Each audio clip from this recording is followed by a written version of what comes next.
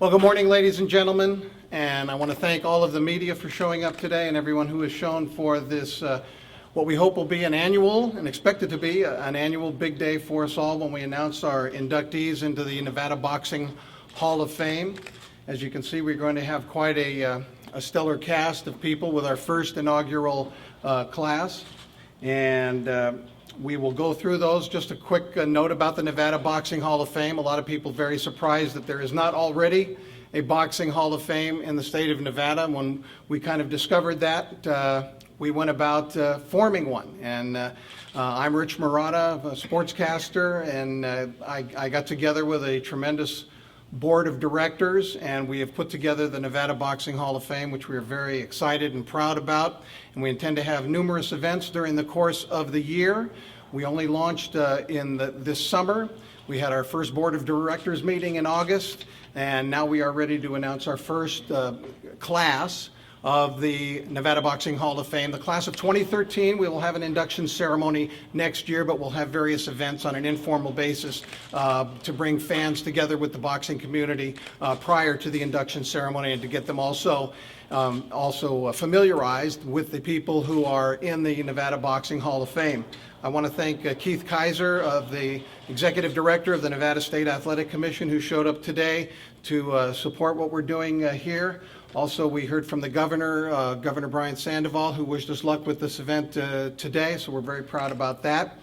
And just a quick word about the Nevada Boxing Hall of Fame.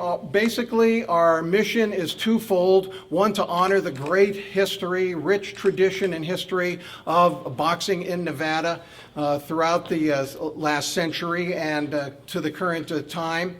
And then also, not only to honor the people who have been contributing significantly to boxing in Nevada, but also as a 501c3 tax-exempt charitable organization, which we are. We are committed to raising funds for boxing-related causes, youth sports, amateur sports, boxing gyms that need some help. It is significant that we are here at Richard Steele's gymnasium today due to the fact that Richard's gym, which has been state funded recently, has faced some financial situations because of the lack of state funding that they have this year, which he has relied on in past years. Now, this is kind of a common situation that a lot of boxing gyms might face, or amateur programs might face, because of the financial straits that we are in right now. And so this is the kind of thing that the Nevada Boxing Hall of Fame basically was designed to try to help, and that to help these gyms that need, and amateur programs, also to help fighters, ex-fighters who may have fallen through the cracks and gone on hard times, or their families who may be experiencing hard times. And that's part of the things that we're going to do. We're also establishing a program, a scholarship or donation program to whatever is within the legal constraints for the boxing programs at the University of Nevada, Reno, and the University of Nevada at Las Vegas. Very quickly, I'd like to introduce some of the members of the Board of Directors who are here with us today. In this front row, a Hall of Fame boxing announcer who is nearing his 1,000th world title fight. He's known world over, Bob Sheridan, known as the Colonel Bob Sheridan. Sitting next to him, the great Hall of Fame referee, the owner of this gym, involved in many causes, very community-oriented, and that is the great Richard Steele. And then we have behind us in the back row here, Marty Corwin, who is a longtime producer and director and one of the most noted names in boxing television around the nation and basically around the world. Has worked for many different promoters, showing their bouts on television, and Marty is helping us, of course, with our TV coordination and the media coordination with the Nevada Boxing Hall of Fame. And Saville Kellner, who just relocated 3 businesses to Henderson, Nevada, is the CEO of Lake Industries, which is in Henderson, and a very successful businessman, because one of the things we did when we put our board of directors together was to get people from all different areas. As you see, that's what we have done. And also, Kevin Aioli from Yahoo Sports is here with us today. He's out in the press section. And Kevin has joined us. Dave Koken, who does a talk show here in Las Vegas, on radio every day on ESPN radio. He is on from 2 p.m. to 6 p.m. every day. He is on our board of directors as well. Panama, who was a radio talk show host up in Reno, is on our board of directors as well. And what we have, and also Wayne McCullough, the former WBC bantamweight champion of the world, who unfortunately is filming in Los Angeles with Freddie Roach today, so he could not be here. So that's our board of directors, significant people from different areas. Also Scott Voller, the executive vice president and of brand strategy and marketing for the MGM Resorts International. And Scott is very important for us as well, because we wanted, being in Las Vegas, to have a tremendous hotel executive, and he is a rising star in the hotel business, and we're very happy to have him as well. I'm going to announce now, why we are here, of course, would be our announcement for the Nevada Boxing Hall of Fame first class of inductees, who we will have coming in this year. First of all, in the special contributors category, this is kind of a catch-all category, because there have been people who have been involved in the world of boxing here in Nevada and helped to build it, who significantly contributed to boxing in Nevada, and they're part of the reason why we're here today, or why we have great events in the state of Nevada in terms of boxing. The first one I want to talk about is Kurt Krikorian, who, as Kevin wrote in this release today, is a one-time amateur boxer who was known as the Right to Krikorian. He has really helped to build boxing in Nevada. His hotel, the International Hotel, was the first hotel to host a major fight in the state of Nevada. And he consequently owned the Flamingo, the MGM Grand Resorts, and he is a member going into this very first class, Kurt Krikorian, in the Nevada Boxing Hall of Fame. Also Sig Rogic, who served on the Nevada State Athletic Commission, but also a builder, a famed kind of a troubleshooter, I guess you can say, in boxing, a problem solver in the world of boxing. If there is a problem or something that comes up, you go to Sig Rogic. He's been a political advisor to many very highly ranked people. I'm talking presidents, people here in the state of Nevada as well. And Sig Rogic has been very important to the sport of boxing in Nevada, and he also goes in the special contributor category. Sig Rogic and Kurt Krikorian, inductees into this first Nevada Boxing Hall of Fame inaugural class. And the executive department, we have Dr. James Nave, who's a local veterinarian here, actually, a member of the Nevada State Athletic Commission for 11 years, also served as its chairman for 5 years. And Dr. Nave goes into the Boxing Hall of Fame and the Nevada Boxing Hall of Fame along with in the executive category, someone I'll introduce here in just a few moments. In the promoters category, it seemed almost an obvious choice as to who we would have. Of course, one is a longtime resident of the state of Nevada and has his business here based in the state of Nevada, and that is Bob Arum, who has been putting on great fights in the state of Nevada through the 70s, 80s, 90s, and now here in the 2000s. And Bob Arum goes into the Boxing Hall of Fame. He's been promoting fights ever since. The first fight that he ever went to, actually, he promoted, which was the Muhammad Ali-George Chuvalo fight in 1966, and he's gone on to greatness in the world of promotions since then. And also Don King, who has promoted so many great fights here in the state of Nevada. Don King not only promoted great fights here in the state of Nevada, he did maintain a residence here as well, which made him eligible, although he doesn't actually actively live here now, and nor is his business based here, but he's done so much business here in the state of Nevada, and of course has brought many millions of dollars into the state of Nevada, as has Bob Arum, in terms of their promotions and help the economies. We're very happy to say that on our referees category, a man who was just named just last week to the International Boxing Hall of Fame in Canastota from Reno, Nevada, which is where I live, the great Mills Lane. Let's get it on. Judge Mills Lane. And he, a long time, of course, great referee, And actually, he was a former boxer at the University of Nevada and had a short pro career as well. But he actually went on to make his the biggest impact in boxing, of course, as one of the great referees. A colorful guy. You always felt great when Mills was going to be the referee of a big fight, and he was in dozens of big fights, big world title fights down through the years here in Las Vegas, Reno, and throughout the state of Nevada. And also we have another referee who I will introduce in just a few moments. In the trainers category, we have two trainers. One actually is a student of the other. We'll give you the student's name first, Freddie Roach, who, of course, not only he boxed for a long time here in Nevada and lived here for 15 years and trained here originally, trained fighters here as well. Freddie Roach, of course, 5 times Trainer of the Year, has also been most known, of course, for his great work with Manny Pacquiao as the trainer and turning Pacquiao's career around and improving him to the point where he became the greatest pound-for-pound fighter in the world. And his mentor is also a member of this inaugural class of the Nevada Boxing Hall of Fame, and we'll tell you who that is in just a few moments. In our non-Nevada resident boxers, there are many who have fought many times here. First of all, I want to talk about Oscar De La Hoya, who fought 30 times here in the state of Nevada. Almost 3/4 of his fights actually were fought here in the state of Nevada, with many world title fights.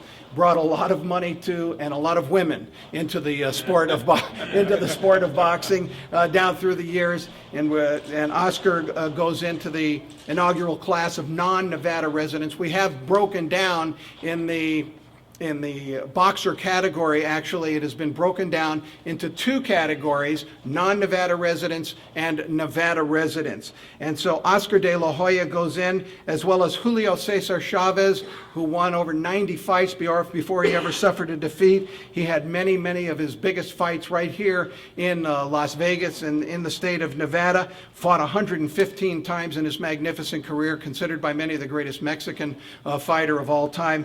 And he goes in, as well as Oscar De La Hoya. Larry Holmes, who fought in the state of Nevada 23 times, 19 world title fights by Larry Holmes here in Nevada. Great long reigning heavyweight champion of the world. Won his world championship here in Nevada, lost his world championship, but it was many years later when that finally occurred. And Larry Holmes goes in. And finally, Sugar Ray Leonard, who had a record of 36-3 in his magnificent career. A charismatic character, had his biggest fights, of course, right here in the state of Nevada and Las Vegas, outdoors sometimes in the backyard of Caesar's Palace, where they can remember those great nights.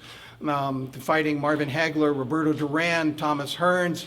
Richard, in fact, refereed some of those fights of Ray Leonard. I can remember the second fight with Thomas Hearns. I remember you were involved in that one. I can remember Richard before the last round saying, "Let's go, champs!"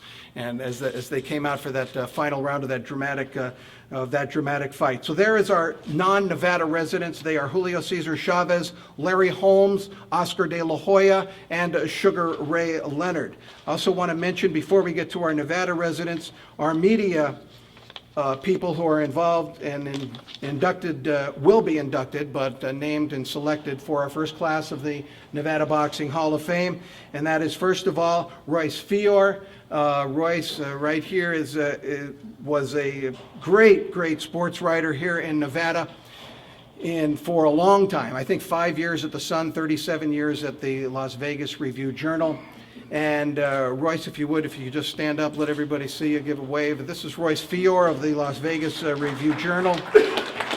First covered boxing, his first boxing match, Sonny Liston against Floyd Patterson in 1963, and covered all of the big stars since then and all of the big fights since then. And he is joined by someone who is also here with us today, and the great announcer for Showtime and for many years prior to that at ESPN. And I'm talking about Al Bernstein, who recently put out his book, an author now. Al, 30 years in boxing, 30 years of undeniable truths about boxing. And Al Bernstein is here with us as well. And we thank Al for being here, and congratulations on your magnificent career as well. Continuing with the people who are here that we did not get to prior, I want to talk a little bit about the man who's going to be inducted as one of our two executives, along with Dr. James Nave, and that is Mark Ratner, the former executive director of the Nevada State Athletic Commission. Mark, stand up if you would.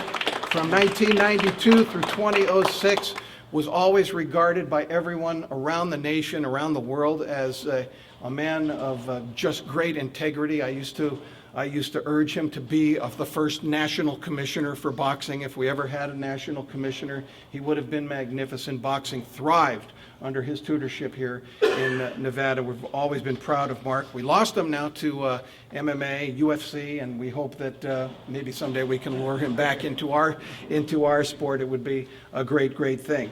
In the referees category, also with us here today, joining Mills Lane as one of the first two referees going into the Nevada Boxing Hall of Fame, a man who was elected last year and went into the International Boxing Hall of Fame, has been nicknamed Fair But Firm, and that was his signature line, and it was very, very true. And he just retired this year, but a great referee in the 80s, 90s, and into the 2000s, who did so many big fights, and that would be Joe Cortez. Joe, please stand up, take a bow if you would.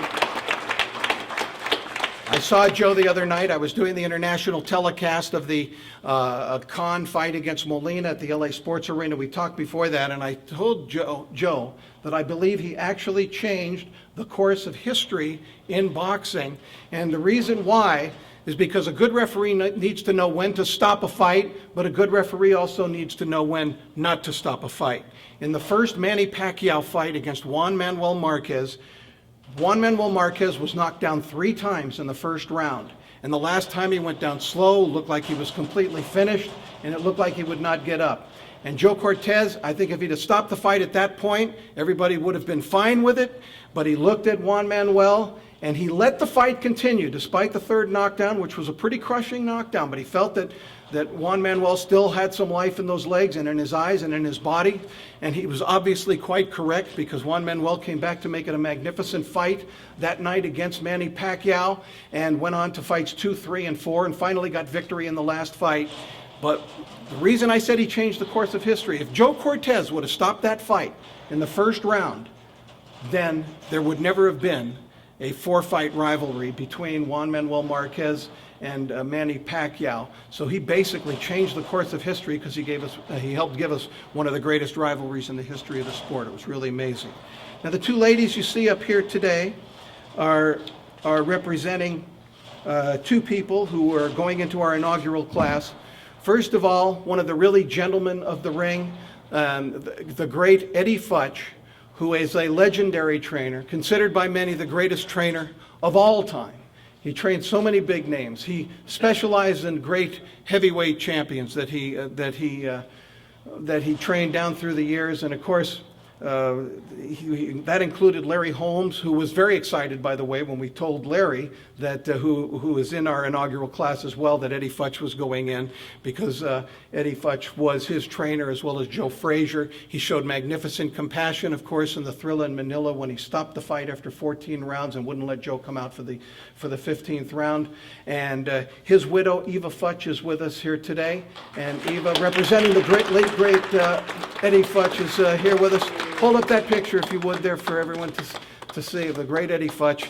Eva and Eddie had me into their home one time and they were so hospitable to do an interview that I did with Eddie, and we just talked long and long and long. It ended up being like 90 minutes. I had to change my tapes like 3 times, and I broke it into this gigantic long series that saved me for weeks on my radio show. And Eva Futch is here as well. And then, of course, in our Nevada resident boxers, these are residents of Nevada, which we differentiated from the non-Nevada residents who needed to have fought here, of course, a long time in Nevada, and had significant numbers of fights in Nevada. Then our Nevada residents who are boxers today, who are going into the Hall of Fame. First of all, Mike Tyson is going into the Hall of Fame. Iron Mike youngest man ever to win the World Heavyweight Championship with a record of 50 wins and 6 defeats. One of the greatest sluggers of all time, one of the most exciting fighters of all time, and even though he didn't know it or seem to perceive it, one of the most popular fighters of all time with the fans as well. Mike Tyson goes in. Mike McCallum, the body snatcher, who, by the way, for you reporters, we're expecting one of our board of directors, James Wimberly, actually has gone to pick up Mike. So when we're done with the news conference, hopefully he will be walking in so that you'll have your opportunities to speak to Mike McCallum. Mike McCallum, one of the great body punchers of all time, who won the world championships in 3 separate divisions. Including the light heavyweight championship, as well as his middleweight and light middleweight championships. And Mike McCallum lives here and is a resident in Las Vegas, as is Mike Tyson. And Mike doing a great job training fighters right now. And then finally, the third member of our Nevada resident class of 2013 in the inaugural class, a great friend of mine. I get a little emotional when I start to talk about him. Diego Chico Corrales, who's a great friend of ours. And Diego, his widow, Michelle Corrales, is here today representing Diego. A guy who I know never said no to me or other reporters or fans when it came to representing himself in the sport, and was, of course, involved in one of the greatest, and in my opinion, the greatest fight that was ever fought at the championship level. And in fact, Al Bernstein had the chance to call that fight, and I was fortunate enough to call it on international television. And that was the fight that Diego had with Jose Luis Castillo at Mandalay Bay, and it was just a magnificent night. I'll never forget it. And what I'll really never forget is the next day he came on my radio show, all beat up, and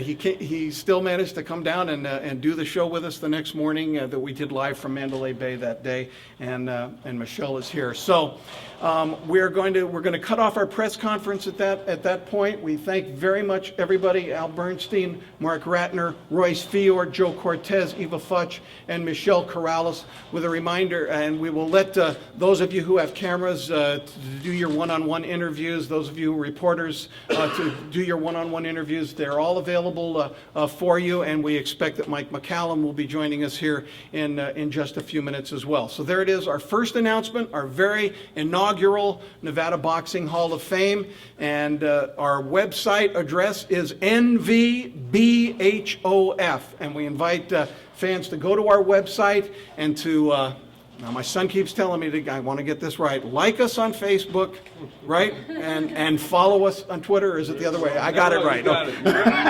To like us on Facebook and to follow us on Twitter as well. I am going to get intelligent in those areas in the future. We have press releases for those of you who did not get them, but thank you all for being here. Thanks so much to the media. Thanks for those of you who represent boxing in the area. We're very glad Steve Lott is here from the Boxing Hall of Fame Museum that has opened over at the Luxor. Thank you, Steve, for showing up. And as I mentioned, Keith Kaiser, Rich Rose, who I dealt with for so many years at Caesar's Palace, a great executive over there, and a great boxing man. He meant a lot to the sport of boxing, certainly a lot to the media. So that's it. Everybody's open for your one-on-ones, and we appreciate, again, the coverage that you can give us. And the Nevada Boxing Hall of Fame is off and running. Thank you. Good job, Rich.